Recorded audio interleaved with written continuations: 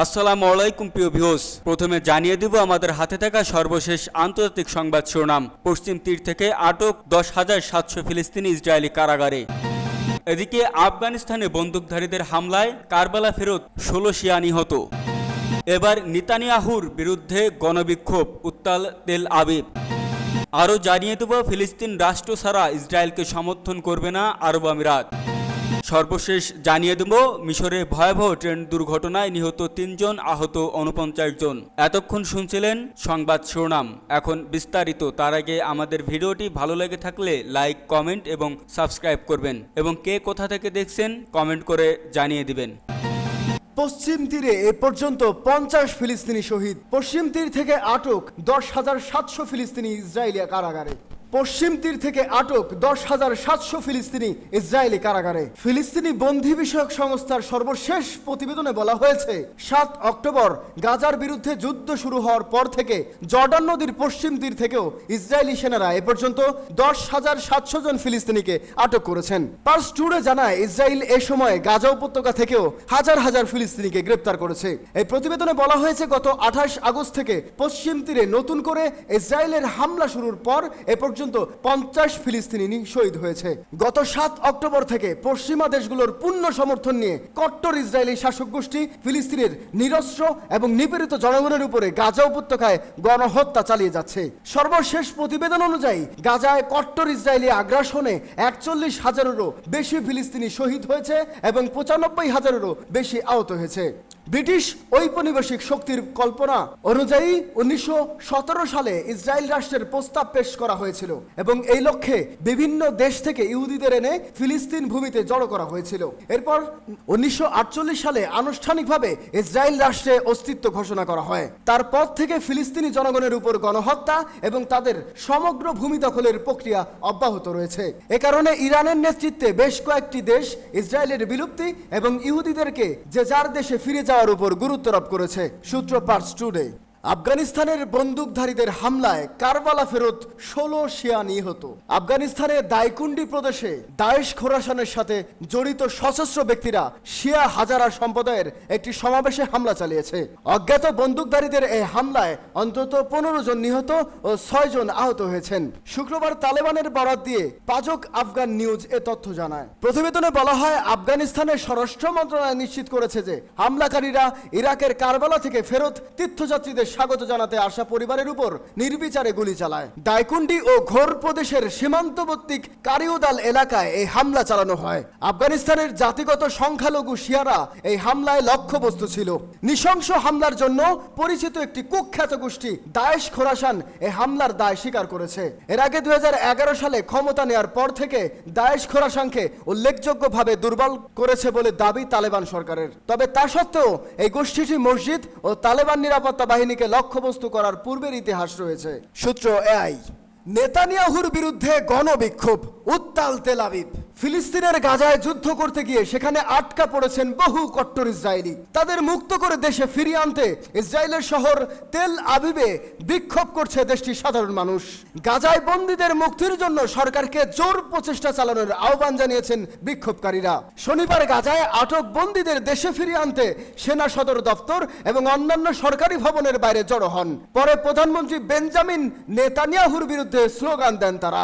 এ সময় যুদ্ধ বিধ্বস্ত অঞ্চলে এখনো বন্দী হয়ে থাকা প্রায় 100 বন্দীদের ফিরিয়ে আনার জন্য ফিলিস্তিনি গ্রুপ হামাসের সাথে একটি চুক্তিতে পৌঁছানোর আহ্বান জানান তারা। এর আগে গত 2 সপ্তাহে গাজা থেকে 6 বন্দীর লাশ উদ্ধার করা হলে বাকি বন্দীদের নিয়েও আতঙ্কগ্রস্ত হয়ে পড়ে কট্টর ইসরায়েল। এর প্রেক্ষিতেই ইসরায়েলে ব্যাপক বিক্ষোভ শুরু হয়। এই বিক্ষোভে আনুমানিক 7.5 লাখ মানুষ অংশ নিয়েছেন বলে বিভিন্ন গণমাধ্যম জানিয়েছে। শনিবারের সমাবেশে অংশ নেওয়া বন্দীদের পরিবার জানিয়েছে, বন্দীদের দেশে ফিরিয়ে আনতে সরকারের ব্যর্থ আলোচনায় তারা হতাশ। অনেকে নেতানিয়াহুকে একটি চুক্তিতে পৌঁছাতে না পারার জন্য দোষারোপ করছেন। তাদের মতে, যতদিন যুদ্ধ চলবে ততদিন ক্ষমতায় থাকতে পারবেন নেতানিয়াহু, আর সে কারণেই যুদ্ধ বন্ধের কোনো ইচ্ছে নেই তার। উল্লেখ্য, গাজায় ইসরায়েলের আগ্রাসনের জবাবে হামাসের নেতৃত্বাধীন যোদ্ধারা গত 7 অক্টোবর দক্ষিণ ইসরায়েলে হামলা চালিয়ে 1100 জনেরও বেশি লোককে হত্যা করেছে এবং প্রায় 250 জনকে বন্দী করেছে। অন্যদিকে গাজায় কট্টর ইসরায়েলের যুদ্ধের পর থেকে 41,000 ফিলিস্তিনি নিহত হয়েছে এবং প্রায় 2.3 মিলিয়ন জনসংখ্যা বাস্তুচ্যুত হয়েছে। ফিলিস্তিন রাষ্ট্র ছাড়া ইসরায়েলকে সমর্থন করবে না আরব আমিরাত।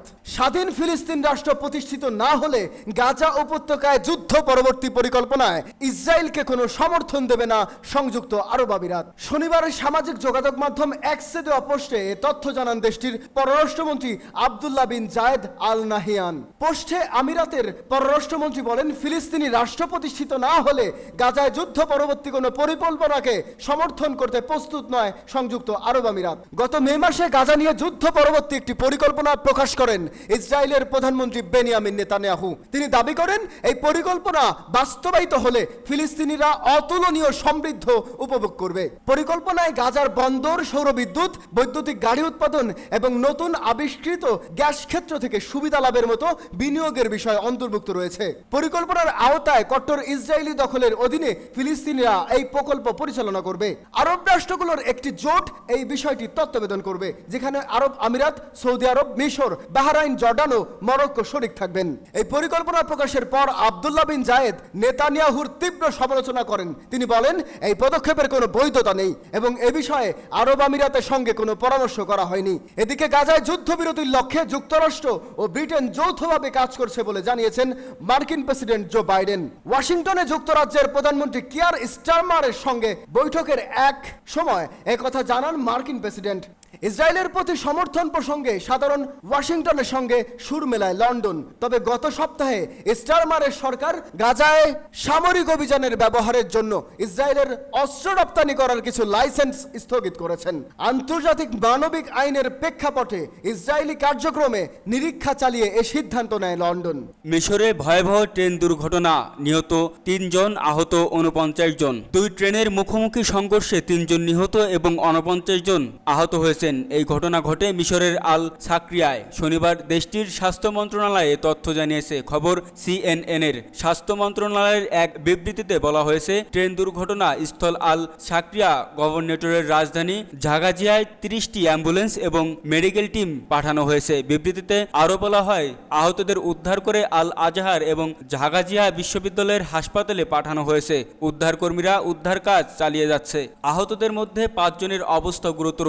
এছাড়া ঘটনাস্থলে ছড়িয়ে পড়া ছবিতে দেখা যাচ্ছে অনেক মানুষ সেখানে ভিড় করছে। ট্রেনের ধ্বংসস্তূপ পড়ে রয়েছে। গত 20 বছরের পুরনো রেলওয়ে সিস্টেমের কারণে মিশরে প্রতি বছর বহু ট্রেন দুর্ঘটনা ঘটে। রাজধানীতে 2018 সালে 2044টি ট্রেন দুর্ঘটনার রেকর্ড করা হয় এবং এর আগের বছর 1793টি দুর্ঘটনা রেকর্ড করা হয়। এছাড়া 2021 সালে 2 ট্রেনের মুখোমুখি সংঘর্ষে 32 জন নিহত এবং 165 জন আহত হয়। 2019 সালে ট্রেন দুর্ঘটনা নিহত হয় 25 জন।